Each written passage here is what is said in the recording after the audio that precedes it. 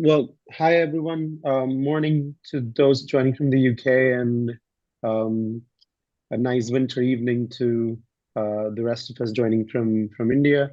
I'm quite happy to be here and to be sharing some thoughts.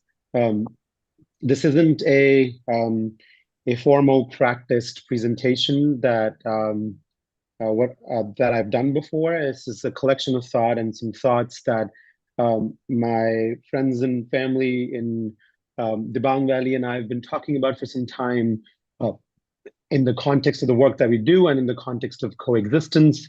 And I thought that I will share those thoughts with you and see what you think of um, some of these ideas. Um, and so, yeah, that's pretty much what I'm going to do today.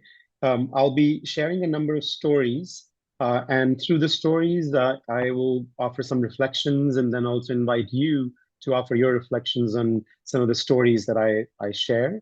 Um, I'm going to share my screen now. If one of you can tell me uh, if you can see it, that would be great. Can you We can see see it? it. Yep, Yeah. we can Okay. see. Awesome. Awesome. Okay. Right.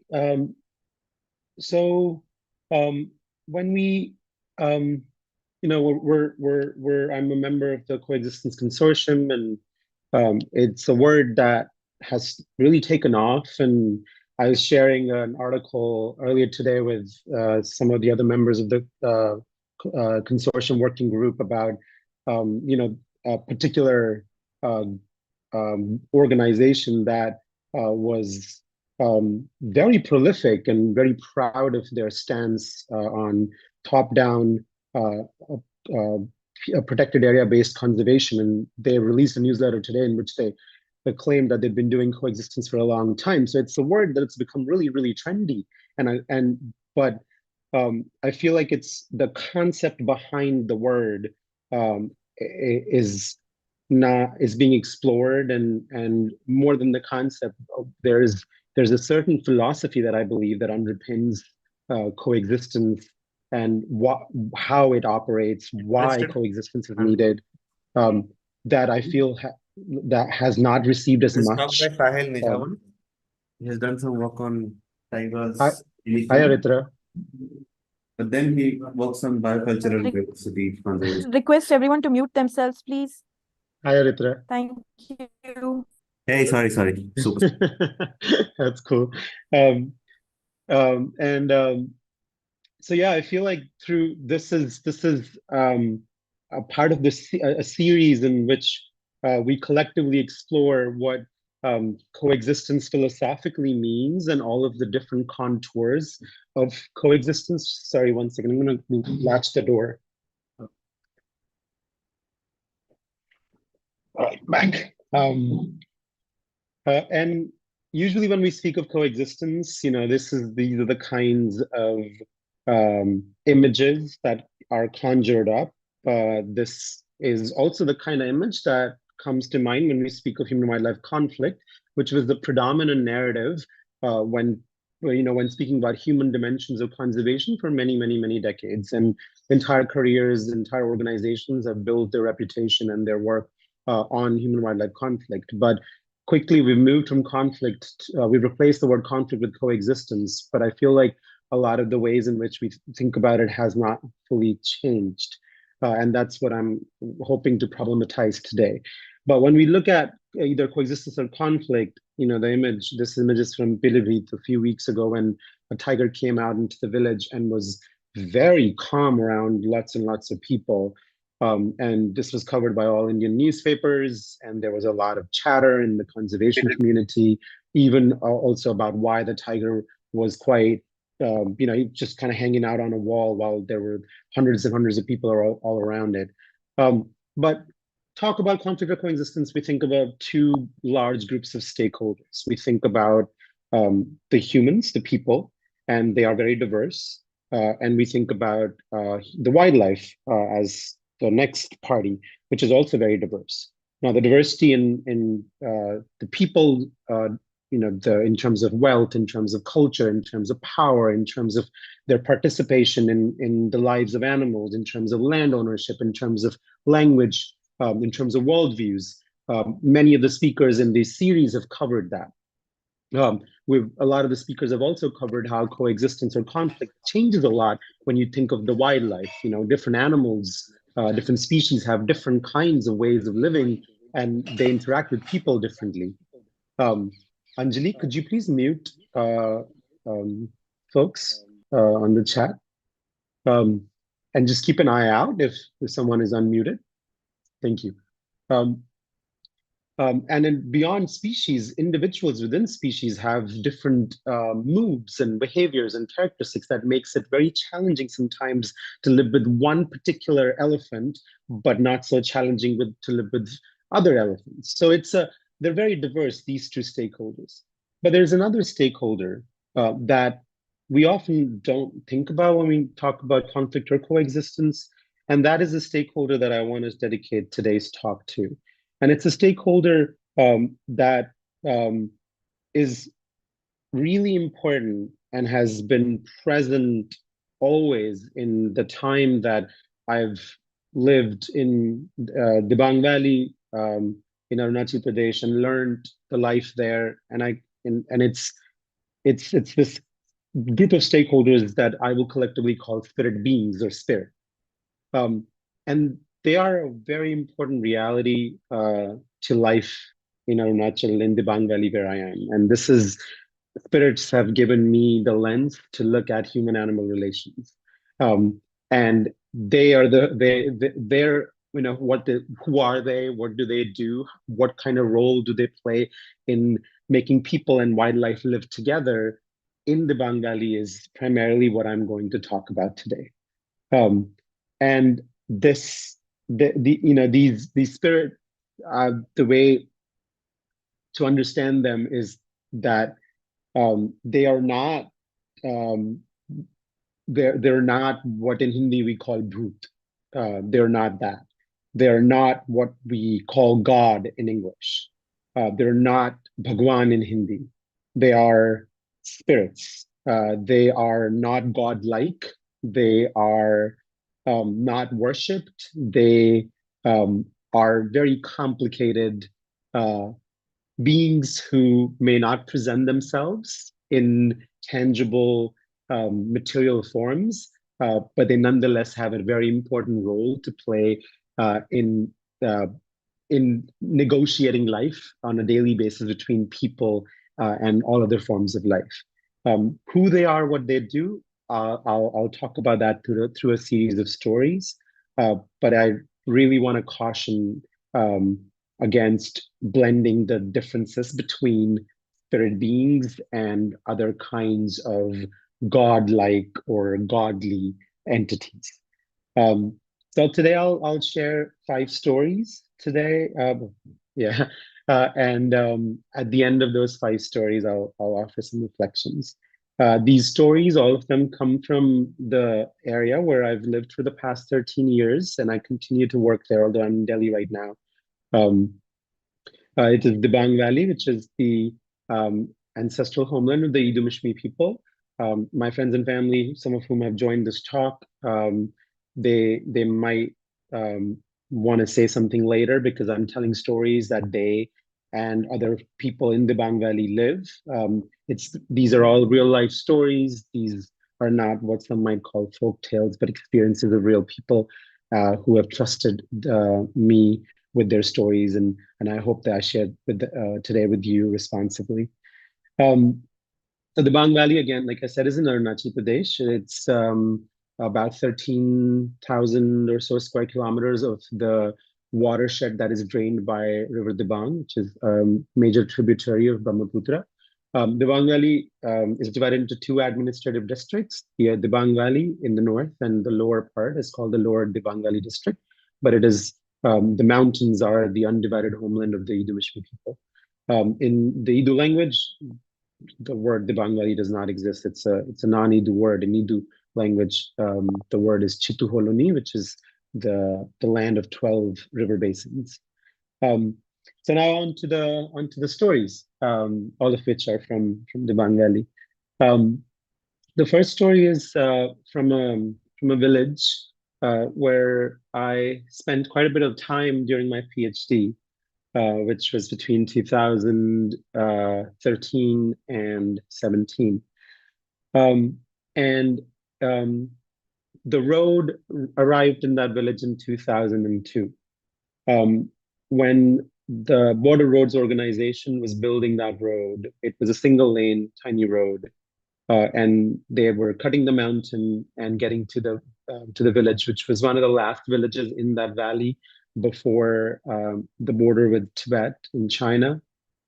Um, they had a plan. They had a plan where they were going to cut the road through, and they arrived at that village where they wanted to cut the road through.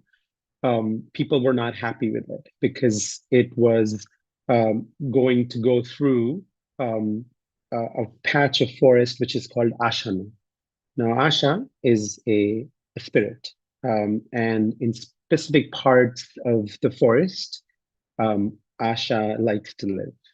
And where Asha likes to live is called Ashana. Um, and these are forests that structurally look a little bit different from other forests. These are forests that are very dense. They're full of lianas. They're just very dark, closed canopy patches of forest. Each village has its own ashana, and it's also a place where many of the dead are buried. And once it is known to the people that Asha has chosen to live in that forest in an ashana, a lot of restrictions are imposed upon what can and cannot be done in the ashana. You're not allowed to um, cut trees there. You're not allowed to even collect firewood. You're not allowed to hunt there. You're not allowed to make a lot of noise there. Ashano can range from a few acres to a few hectares to even larger areas. But each Idu village has its own ashana. And the road was going to cut right through the ashana. Now, many of the people said, "Don't do it," the elders in the village. But the chief engineer of the organization at that time was quite adamant, and he began to cut the road through that village's ashana. I remember an elder telling me that the moment the excavators arrived and they began to dig up the earth, um, there was lots of loud screeches, and out of the ashana, out of the patch of that forest, flew lots and lots and lots of birds. A lot of them were entirely black in color, screeching and screaming. And that's what the elders believed was Asha crying and leaving the place. Um, the road took a very long time to build in that section. It snaked through up the mountain, did a lot of turns. Few months later, one of the main laborers who was cutting the road was killed in a landslide in that area. And this is what elders believe is that Asha didn't want to leave that forest. And when Asha was forced to leave, there was retribution to be had. And the retribution fell on the labor. Um, and they're similar, and then many of the events unfolded in that area since that have upset what used to be before the road was built. Now, Asha is quite a moody spirit. It's angered very quickly. There's a lot of stories on how Asha likes to live, how Asha likes its forest. But one of the stories that is really interesting is that Asha doesn't like to snow. So when it snows in Ashano at certain weeks of the or days of the year, because they're usually forests in lower elevations, so snow doesn't always cover these forests, but the snow does come down to Ashano once in a while. When Ashano is snowed in, Asha leaves, and that's when people can go in and gather wood and other things. And when the snow retreats, Asha comes back. So it's a spirit that has its mood and has its own ways of living. Um, Now, my next story is from another village in the Debang Valley, but another river basin. And it's a story of the tiger, which, if you've ever heard any of my talks before or any of the stories coming out of the Debang Valley, most people would be aware that Idu people and tigers have a very unique relationship. And for that matter, most communities in Arunachal and in those mountain areas have a very unique relationship with the tiger.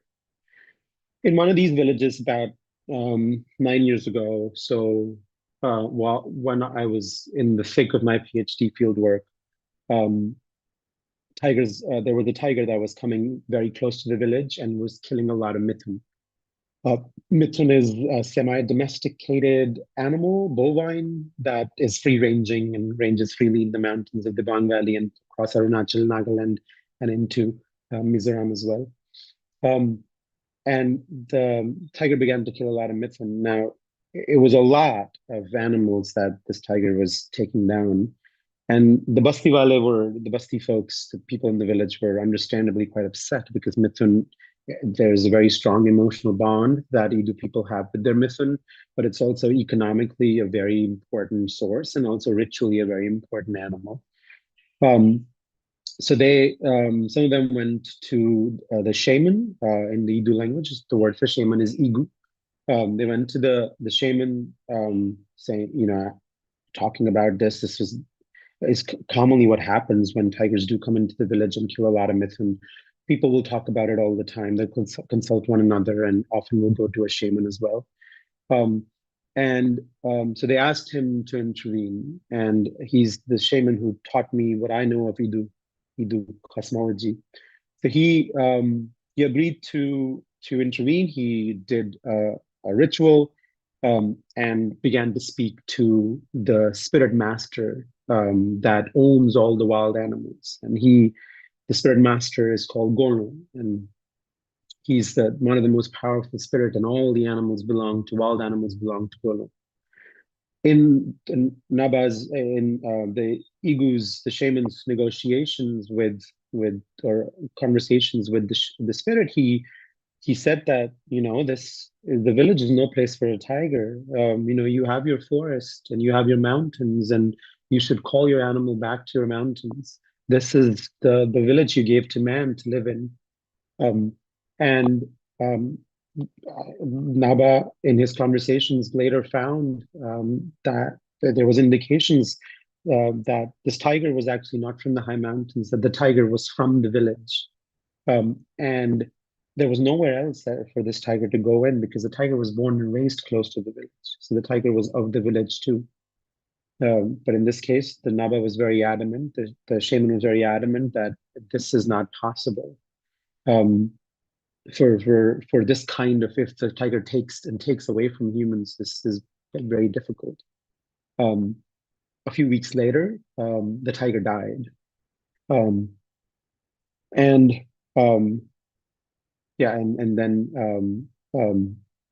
That's kind of how the story ended after months of very tense negotiations between the tiger, the Mithun people, and between the shaman and the spirit master.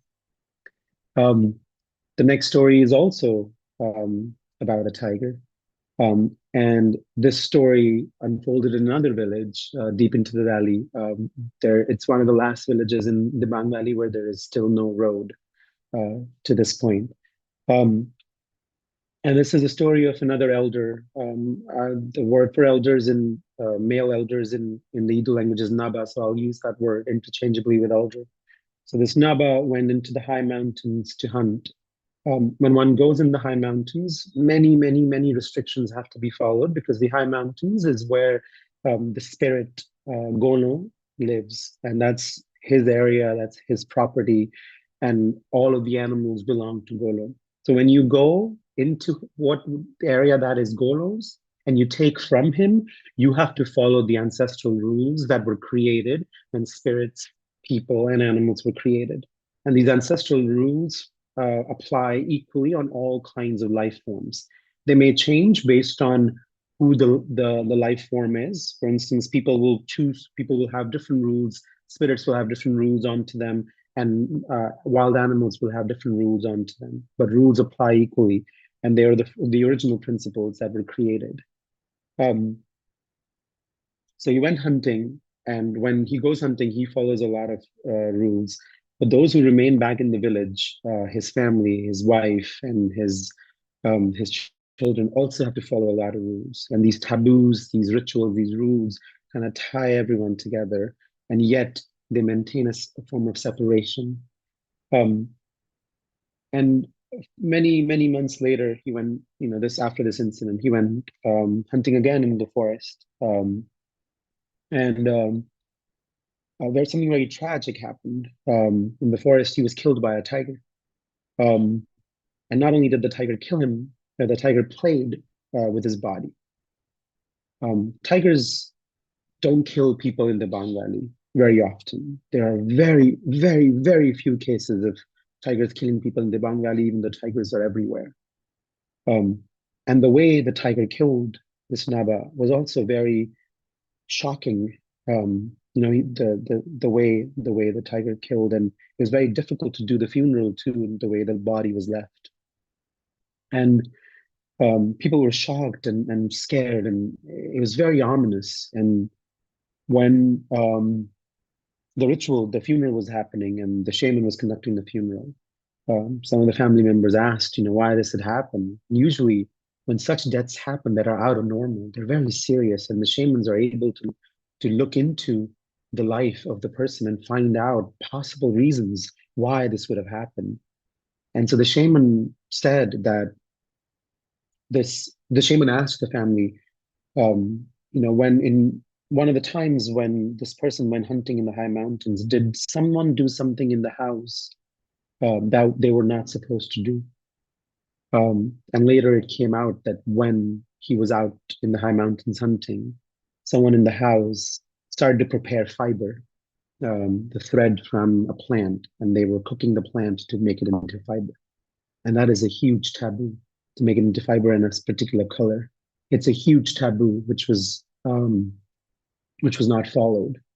The taboo that links men with women, the taboo that intertwines spirit with people. That taboo was broken, and in retribution, the tiger did this.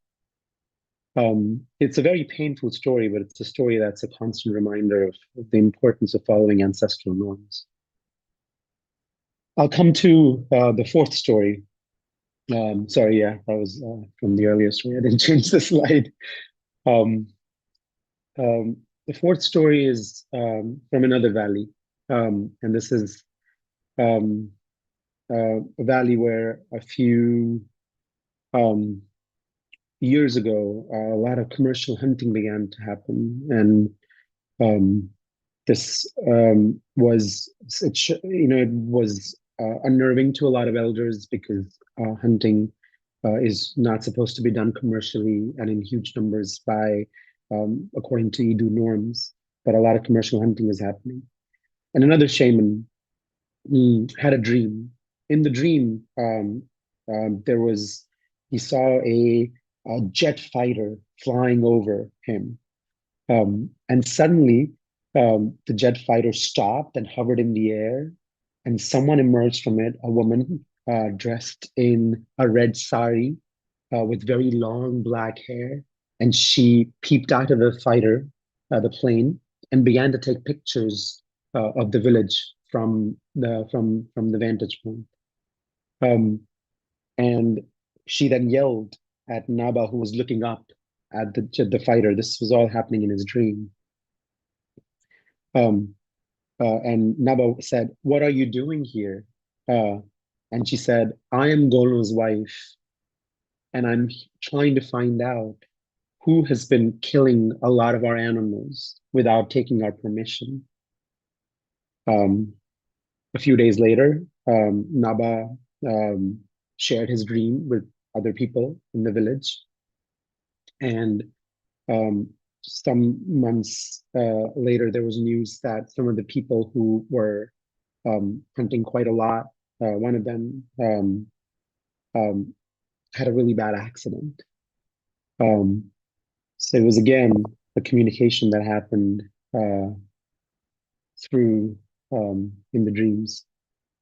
And the final story that I'm going to share with you is to do with this plant. This plant is called Paris polyphylla. It has these beautiful fruits that are full of wax and little seed pods but it is the root or the tuber of the plant that is incredibly valuable. It has been used in traditional Asian medicine for a long time for a number of different uses. But as traditional Chinese and Asian medicine is being institutionalized over the past few years, the market price of this plant has risen and now it's traded illegally. And the Eastern Himalayan forest, particularly the east of the Eastern Himalayas, the Debang Valley and the Mishmi Hills in general, the mid elevations are very rich in this tuber. So around 2016, 17, 18, there was a period of 4 or 5 years when the extraction of this plant went from family members and people extracting small scale to commercialized extraction. This phenomena swept through Arunachal, but it was particularly acute in the Debang Valley. And this is the story of another Naba, another elder. And while lots of outsiders came to extract, lots of Idu people extracted as well. And this Naba was in the forest extracting, and he had a dream in which he saw that a lot of really beautiful women were walking around quite distressed in the forest, and they were trying to plant the tubers back into the soil. And they were saying, we did this with so much effort, and look at all these people. We have to do it all over again. The Naba woke up and suddenly realized that he was extracting something and that was not his to take. And he was taking it in a land that wasn't his land. It was Golo's land. And traditionally in the Idu community, when you take something that is Golo's, whether it's an animal or something else, you have to pay a price. The price is paid through restraint, through taboo, and also in kind. So the Naba offered the price in kind, and then stopped going into the forest and collecting the tuber from that day. These were the 5 stories, and I hope I hope they spoke to you at some level. But I wanted to offer a few reflections to kind of collectivize, the threat that runs through all these stories. And that is that in each of these stories, spirit beings play a very, very important role. They're always there. No story, no action, no component of life is complete without spirit presence, without negotiation with spirits, and without being watched over and supervised by spirits. They always regulate the relationship between different categories of people, different categories of animals, and between different categories of people and different categories of animals. So it's a constant exchange. And in each of these stories, the spirits, what their role was bringing in restraint, bringing in humility, and a sense of responsibility. And these are the 3 areas, these are the 3 ways of living, which I think are central to the philosophy of coexistence. If we are to share land with other forms of life, it can't happen if there are no boundaries on how much we take, if there are no recognition of the agency of the non-human. And all of these are imposed upon people by spirits. Spirits are alive. They are an everyday happening. They have agency. They have moods, and they make their voice heard. But I wanna again talk about the spirits again. I started this talk by saying that we must not confuse spirits with gods or spirits with immaculate conceptions or infallible beings. They're not. They may not have a material shape or a tangible form, but their dispositions, their behavior are entirely human-like. They're just different, but exactly they are persons too. They make mistakes. They lead social lives. They have houses just like us. They can be reasoned and negotiated with. They have desires. They have needs. They get angry. They have mood swings. Uh, but they're also more powerful than us. Um, and more importantly, they're ancestral. They are, they're the ancestral keepers of the original principles. A lot of these principles are around how to live humbly and equitably with other forms of life. Um, and also, as the story of that story in which Golo's wife flew into a jet and hovered over the village and took photographs shows the spirits are not, they may be ancestral, but they're not irrelevant. Um, they're modern, they're adaptable, and they're also contemporary. They change, they're adapting, and they're finding new ways to communicate with us to ensure that while we change, uh, we don't forget that change in life shouldn't mean that we leave no space for other forms of life to live with us. And I'm sorry, I don't mean to sound all preachy. Some of this may have that tune, but it's said I was going to talk about the philosophy that underpins coexistence, and to me those are some of the philosophical strands. Um, and I spoke a lot about Golo, and Golo is what we can call in English a game master, or a master of wild animals, or a keeper of wild animals. They play a very, very important role in indigenous and local communities across the world. And their shape and size and stories and form and their being may differ, but a lot of traditional communities have these concepts. They don't necessarily need to be animist or shameless communities. Communities across other parts of Indian Himalayas and other forest dwelling communities may believe in different forms of spirits, but in the end, the spirits have a role in mediating the relationship between people and animals. There's a really excellent paper written by one of my favorite anthropologists, Alexandra Jamaris Fernandez, on game masters and conservation, and I encourage you to look that up and read it. But spirits have their limitations. And when external changes are brought in whichever form, before wildlife goes extinct, particularly in the communities that like the Idu that on whose land I live and share life with, before wildlife goes extinct in these places, the spirits are made to go extinct. And once spirits go extinct, it's very easy to break the relationship that they moderate between people and wildlife.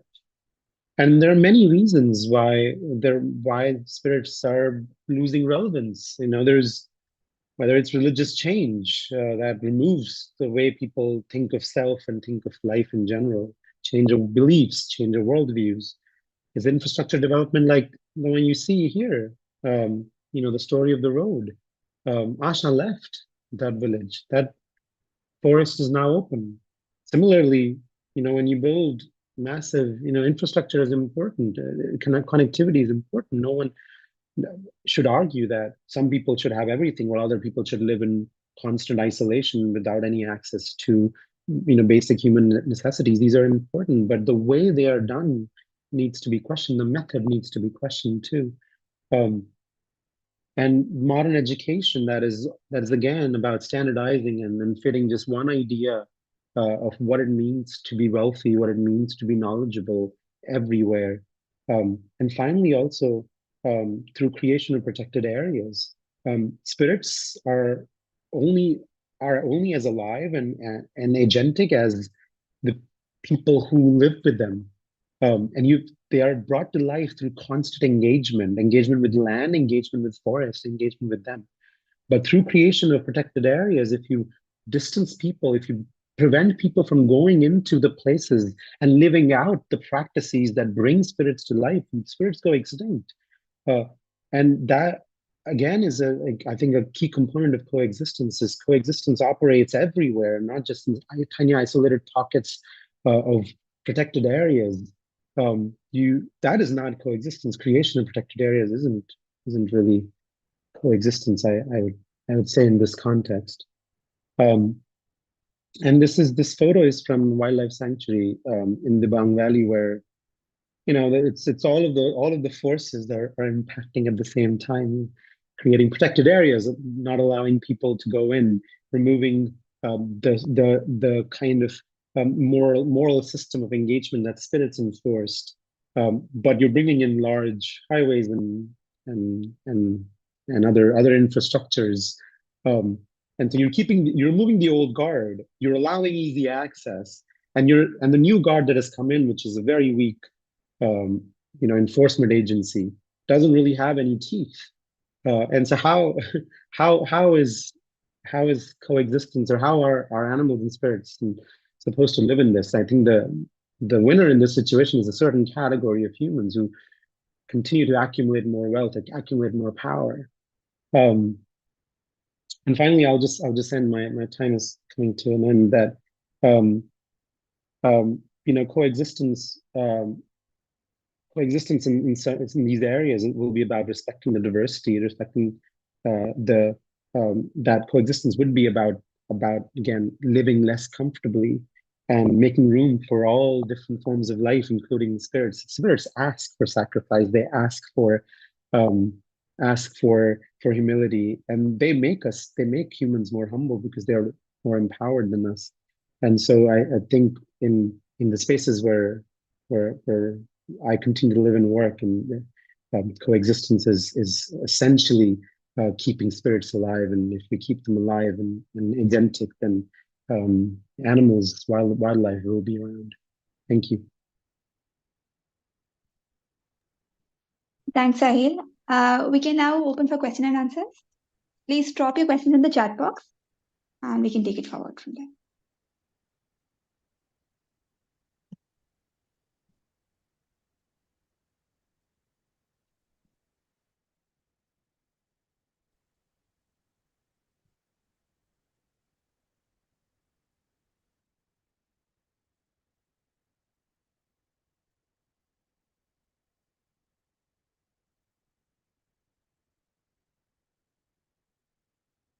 But in addition to questions, I also invite reflections on whatever you thought. If you thought what I said was a load of crap, I'm very happy to hear that too. um, Sahil, sorry. Yeah, I'll read the questions on my own. Thank you. Yeah. Do the Idu Mishmi have mechanisms for spirit conservation like wildlife conservation? Mechanisms, I'm not sure, Amrita. I think the mechanisms for wildlife conservation weren't also for wildlife conservation. They were just the way life is. And spirits are also a part of that life. And so I don't think that these mechanisms are articulated. Yeah, so I'm there, if as long as life continues in the either way, it yeah, I think the spirits continue. But when it changes, it's more difficult. Sorry, I wasn't a very articulate answer, Amrita, but you can unmute yourself and ask anything else if you'd like. What Aritra asked, what kinds of changes in these belief systems do you see over time? Um, yeah, so Aritra, I alluded to religious conversion. So that's happening across the indigenous and tribal world. In many of the places it happened many um, centuries or decades ago. In some other areas it's happening now, and that's a full replacement from one belief system to another. And that leaves very little room for spirits to have the kind of agency and for even to exist. And the changes, other changes are, like I said, if I feel like coexistence is also through everyday living, everyday interactions, and when you're prevented from interacting with something, that thing kind of dies slowly. And so if you're not allowed to go to the mountains, then you don't follow any of the rules. You don't follow any of the rules, you forget them. You forget them, you don't pass them on to your children. And your children never know. So I think that separation from land really has an impact on what continues.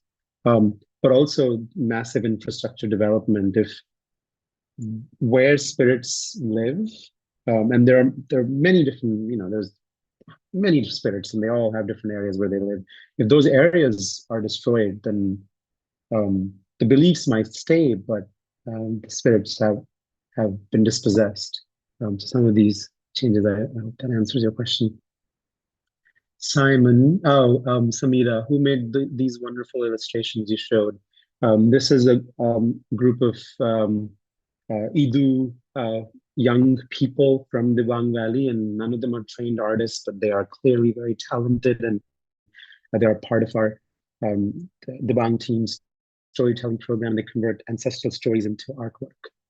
Thanks, Simon, Sahil.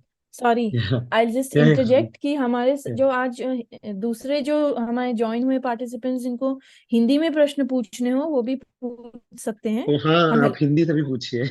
Sorry, English में शुरू हो गया. Yeah. Also, just sorry, Sahil. Also, Sure. anyone who's watching through YouTube, if you have questions, you can drop in the chat. I can take it over to Sahil. Thanks. So Simon asked, so maybe it's not human wildlife coexistence. Yes, it's not. I personally increasingly don't use the word wildlife. I prefer to use the word non-human, that is, as it increases the ambit of wherever life and agency lives, from just animals, wild animals, to all beings and also all ways of being. So yeah, but if you have any thoughts, Simon, you can unmute and say. Abhijit says the sketches are as intriguing as the stories. Would like to know a few words about the sketches. Is there any particular one that you want me to speak about? There were so many.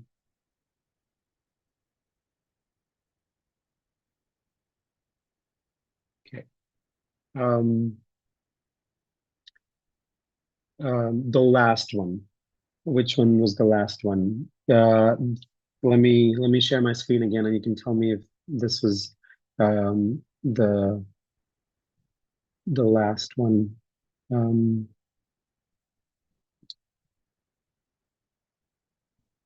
You can unmute yourself too. Was this the one? Yes, Sahil, this was Yeah. one. Okay. So this is a spirit called Asasu, and this was an artist. Elders, when we ask them for stories, they describe how they see spirits to us, how they imagine them, and how shamans have traditionally seen them when they communicate with them. So we pass these details of descriptions on to the artists, and then the artists who are also Idu and who were also born in this culture, they kind of reimagine them and then they share them with us, and then we go through a process of editing based on the visions that elders have given us. So this is the spirit called Asasu, and the spirit tries very hard to come into our houses in the night once the sun has gone down. And it's a very naughty spirit. It's also really tiny and it's covered in like black hair. That was the description. In this story, the Asasu was trying to take the sleeping person away by stuffing them into a bamboo basket. And it's a very funny story, and it's part of one of our Idu curriculum that we through storytelling that we teach in local schools. But yeah, this is one of those spirits. Yeah, stop my screen. Leah asked, could there be more focus on bringing the importance of spiritual beliefs in school education systems to conserve this way of being? Yeah, I think there should be. I think the problem in general is reduction of diversity, whether it's biological, cultural, epistemological, philosophical, everything everywhere there's standardization, there's monoculturalization of everything. And I think that's a huge problem. And the also education has come to mean going in schools dressed in a school uniform and clearing exams. That's at least what it is in most of Indian schools right now, and not really so much focus on actual learning and deep exploration and keeping the curiosity. So yeah, I think there's a huge role for that. The Debang team that I'm a part of, we're trying to bring storytelling to schools and more embodied storytelling, where the stories are told through action and through engagement. So we're trying to do that. We'll see how well it goes. Tajumji, thank you for coming. You said thank you for beautiful narration, bringing the tribal way of life to the world. Like the word gono, which is Yapomingal, the guardian of the forest. Yes, thank you. Thank you for sharing that.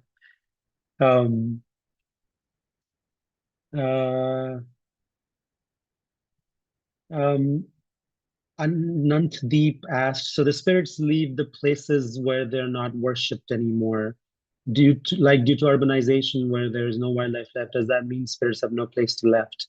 How does that affect the human inhabitants once the spirit leaves?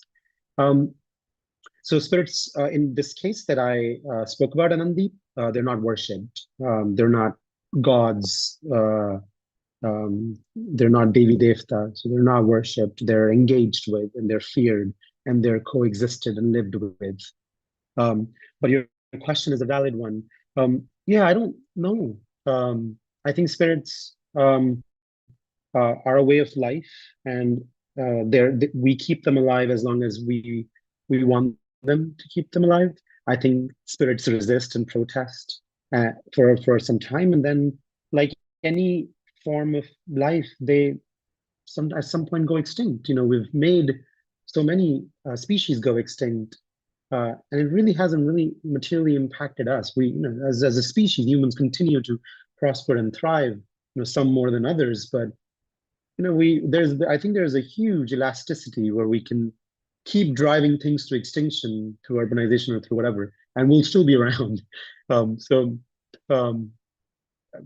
Yeah, we're here. African Wildlife Conservation Fund. Not a question, but just to say that this was a really fascinating and thought-provoking talk. Thank you very much. Thank you for this wonderful work, Ursula. Hi. What consequences and possibilities do you see for conservation? Well, isn't it $1 million question, right? Very difficult to answer that in the 3 minutes that we've got left in this hour. But I think that conservation, as many other things, need to be decorporatized and destandardized, and there are many ways of living with other animals, other beings, other non-humans that should be maintained. And that does not, again, mean that some people should be kept always in deprivation and poverty so they can continue and live and be the keepers of the culture. It just means more equity across the board between, who gets to live and how, and respecting different ways of being and different ways of existing. And I think for concrete conservation, where you in this area, for instance, in many similar areas where you don't need to go in and do conservation, don't do it.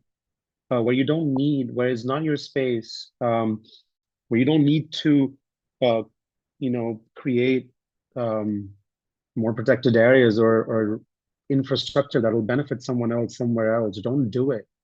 Where something is happening and working on the ground, let it be.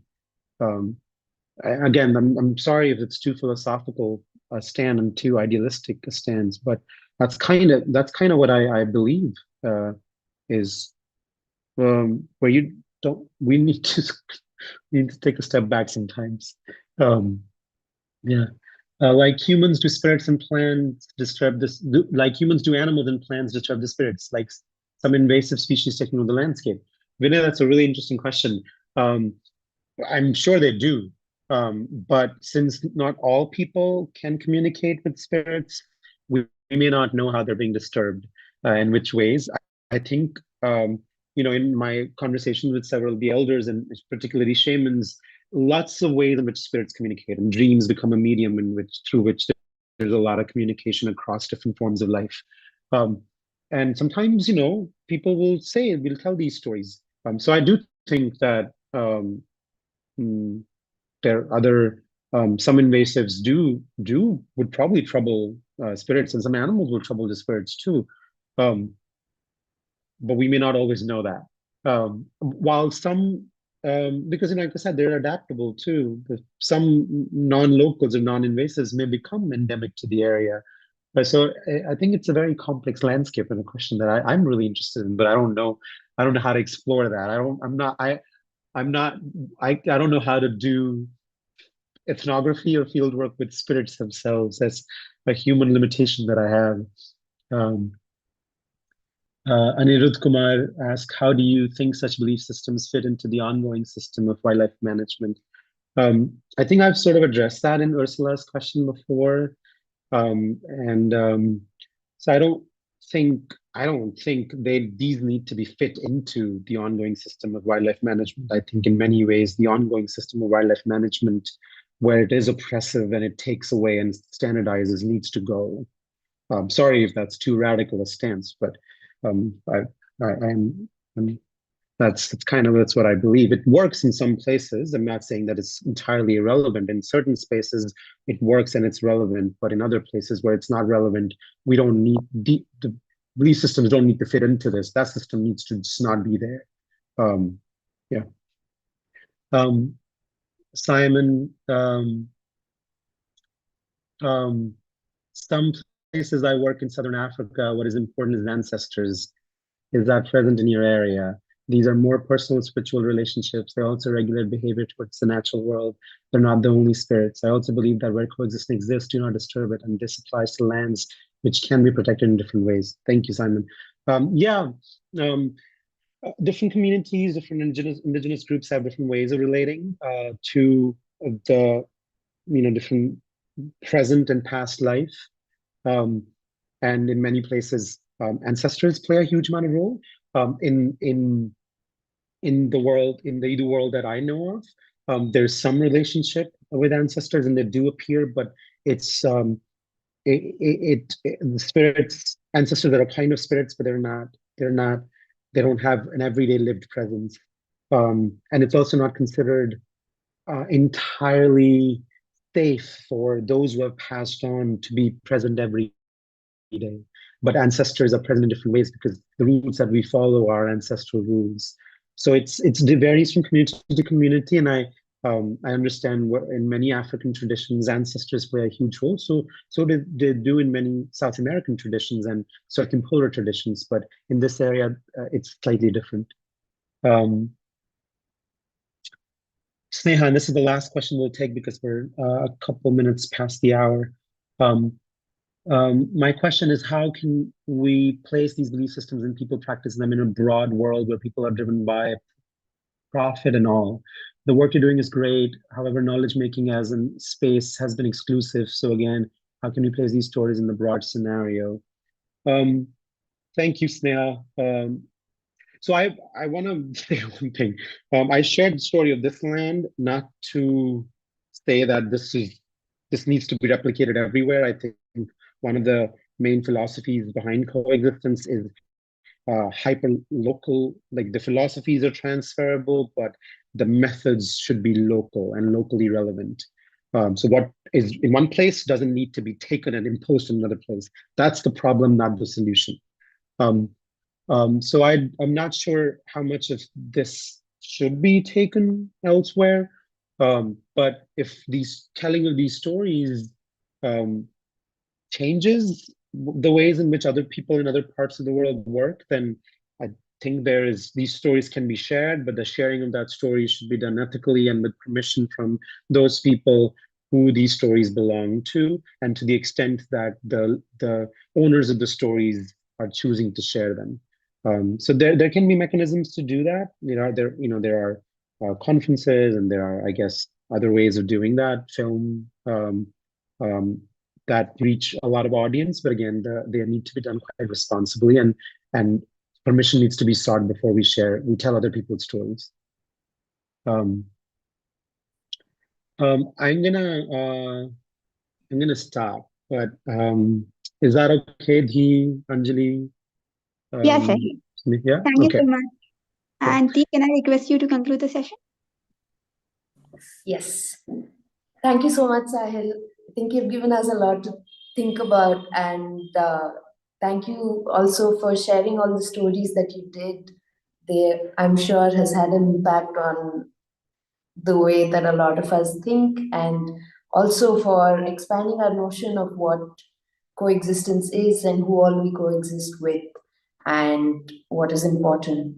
And I also wanted to announce that our next Coexistence in Practice seminar is going to be held by Meghna Agarwal from Ashoka University, which is going to be at around the end of February or beginning of March. So stay tuned in for that announcement.